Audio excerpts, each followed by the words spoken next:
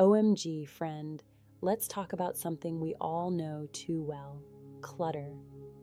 Yup, I'm talking about all that random stuff scattered around your house, cluttering up your desk, filling your car, and definitely spilling out of that one drawer that never shuts all the way.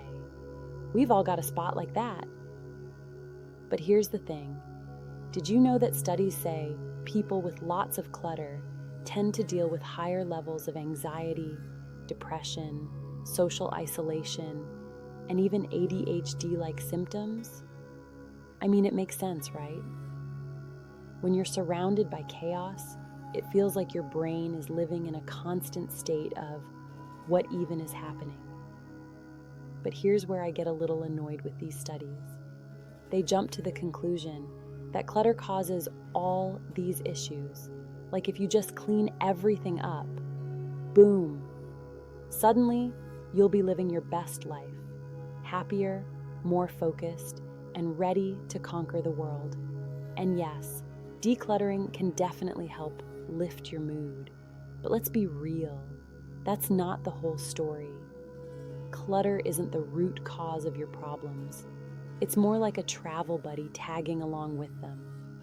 Here's what I'm getting at. Clutter is just one more symptom of trauma, right up there with anxiety, depression, and all the rest of it. Trauma isn't just something you feel emotionally. It gets deep into your brain, your body, and even how you deal with the world. It can make you compulsive, fill your head with stressful thoughts, or make you feel stuck and totally unmotivated. So when I say clutter, I don't just mean a messy room. I'm talking about how trauma can show up as stuff piling up around you because taking action feels impossible. Think of it like this. Clutter is a trauma-fueled version of something that's actually pretty normal, nesting behavior. You know, that instinct to set up your space, make it cozy, and surround yourself with the things you love. Totally natural, right?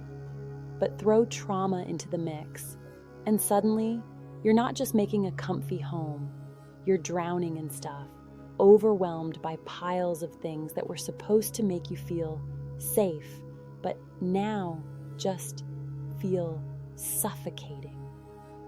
That's what happens when the normal instinct to nest gets cranked up to 11. So, if you've got too much stuff, a fridge full of expired takeout, closets bursting with clothes from every size you've ever been, or tools you haven't seen since who knows when, you're not alone. And let me be clear, clutter isn't the problem. It's just another layer on top of everything else, like anxiety, depression, or struggling to focus. But here's where it gets interesting. Even if clutter isn't the direct cause of your issues, it definitely makes them worse. It's like trauma makes you feel stuck, and then clutter piles on and holds you there. The good news? You don't have to start by diving into the deepest, darkest corners of your trauma. Start small, girl. Toss out the expired food. Sort that paper mountain on your desk. And watch how a little action can shift your whole mood. Seriously, even the tiniest step can give you a burst of energy. Decluttering is like a sneaky way to help re-regulate your nervous system. It's not just about having a clean space, it's about finding a little more peace inside. Plus, let's be honest, it doesn't hurt when you can actually find your bills on time. But if getting started feels like moving a mountain, it's probably because you're dealing with some serious dysregulation. That's just a fancy way of saying your inner power's gone AWOL, and you don't have the juice to get things done. Now, before you get the wrong idea, I'm not talking about hoarding. That's a whole different ballgame. I'm talking about everyday clutter, the kind that makes you say, ugh, why do I have so much stuff? And why can't I deal with it? That's a power problem, honey. But when you start to get that inner power moving, even just a little bit, you'll notice that your emotions lighten up, your head feels clearer, and suddenly, life doesn't feel quite so overwhelming. It's amazing how clearing some space around you can also clear a little space inside you. For so many of us with childhood trauma, clutter goes beyond the physical. There's also mental clutter, like racing thoughts and never-ending to-do lists, emotional clutter, those old feelings and grudges that keep bubbling up, relationship clutter, hanging on to people who probably don't deserve a spot in your life, and time clutter, overbooking yourself to the point where there's zero time for what actually matters. It's all connected, girl, and it's all exhausting. But here's the good news. When you start healing just one area of your life, it can have a domino effect on everything else. Like, if you start with decluttering your space, you might find it easier to tackle the mental clutter next. It's a chain reaction. Clear a little space, feel a little lighter, and then keep the momentum going. This is where understanding neurological regulation comes in.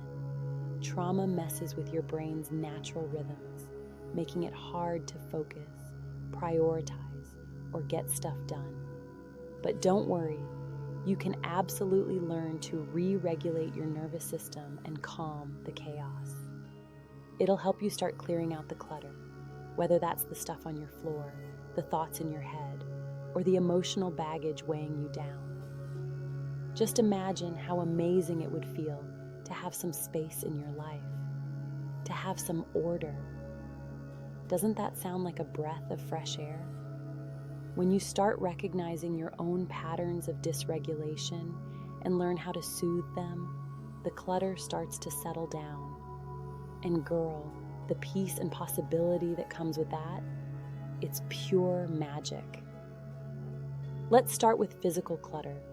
I'm talking about all that stuff scattered across your living space, whether it's piles of paper, clothes from every era of your life, or food that expired forever ago. If that sounds like you, don't stress. We've all been there. But wouldn't it feel so good to finally have less stuff and more room to breathe? Then there's mental clutter, when your brain feels like it's playing a chaotic game of ping pong. It's tough to get anything done. People who've been through trauma often deal with this, but you can clear your mind just like you can clear a room.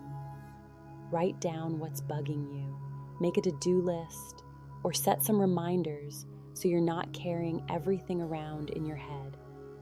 Next, let's talk emotional clutter. This is where those old stories, resentments, and beliefs come in, like holding onto a grudge from back in the day, or always thinking of yourself as the problem child. It's time to let that go, babe. Those stories don't have to keep running your life. And don't get me started on relationship clutter. We've all got that one friend, family member, or co-worker who just drains our energy. It's okay to create some distance from people who aren't good for you.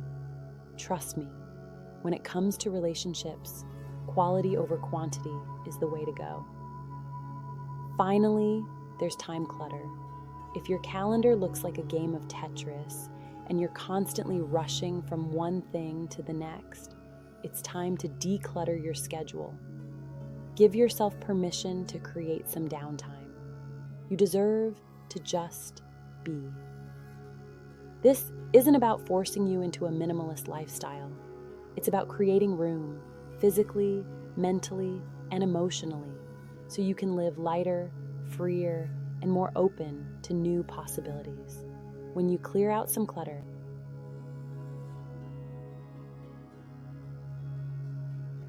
you make space for healing, growth, and those new experiences you've been craving. So, where are you going to start? Maybe it's the pile of mail you've been ignoring, the thoughts you can't seem to shake, or that one friend who always leaves you feeling drained. Whatever it is, start small, because even the tiniest step counts, and it can lead to big changes. You're worthy of a life beyond the clutter, beyond the trauma. Let's make some space and see what amazing things can happen. You've got this. This is where understanding neurological regulation comes in. Trauma messes with your brain's natural rhythms. Remember, if you're feeling overwhelmed, it's okay to reach out for help.